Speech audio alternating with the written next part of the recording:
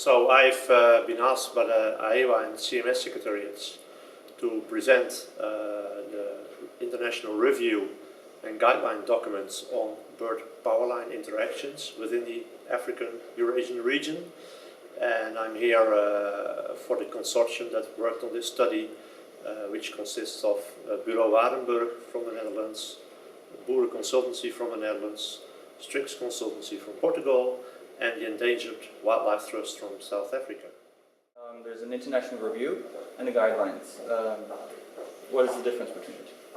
Well, the review basically reviews all available literature and lots of information that we retrieved from a questionnaire that we sent around to 130 countries within the AEWA region.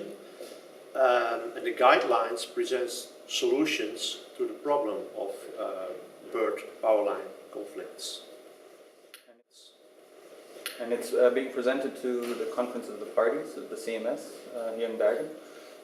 What are some of the solutions and recommendations that are in the guidelines that the government officials here could potentially take home with them? Well, an important finding of the review is basically that we know a lot about which birds are involved and which solutions there are to to mitigate the conflict between power lines and birds, so to mitigate the problem of collisions when birds fly into the overhead wires, or to mitigate electrocution. So we have the solutions at hand. There is really a lot of knowledge known about it, but what we don't know very well is where we need to bring in those mitigating measures. So one of the key findings or statements from the guidelines is that there should be more cooperation between governments, between utility companies and NGOs that work in, for example, bird conservation. So what are some of those measures that you've recommended in your guidelines? Yeah, there are. Well, the best solution would be, of course, to put power lines underground, but because of financial reasons, that's often not possible.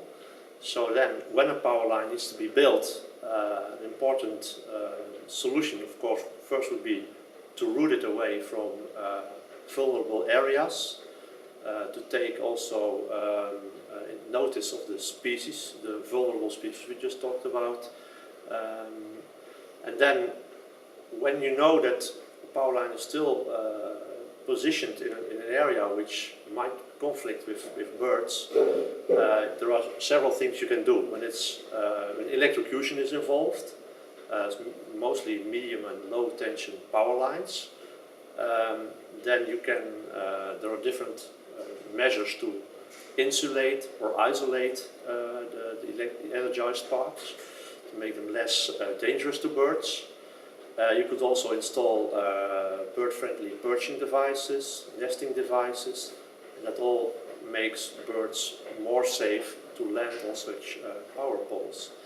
When collision is involved, especially with the overhead wires we talked about, and then it's often mainly the topmost wire, which is the ground wire, which is the least visible one because it's very thin, you should put markers in there. There are lots of different types of marker devices, but recent research has shown that markers that especially show moving parts are contrast rich, so black and white for example, that those are the most successful, and also markers that have elements that reflect at night or during the day, for example, reflect sunlight or illuminate at night when birds are most vulnerable to collide. Such kind of types of markers are the most successful, and they can even minimize the effect with 70 to 90% over the world. What are you hoping to get out of this presentation and this review? What are you hoping will be the results, the effect of all that research and that work you put in?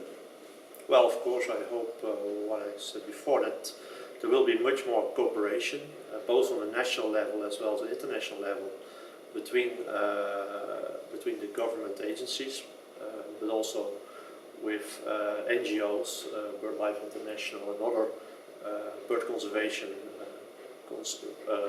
organizations that should work more together with all the utility companies to find the hotspots within the area where mitigation is most needed. And of course we can't mitigate the whole network. These are huge networks we're talking about. So we really have to focus on hotspots. And that should be the key message that I think people should take home and should start working on, especially in Africa, where the network still needs to be rolled out. There's a lot to gain and to prevent the mistakes, I would say, that we've made in Europe.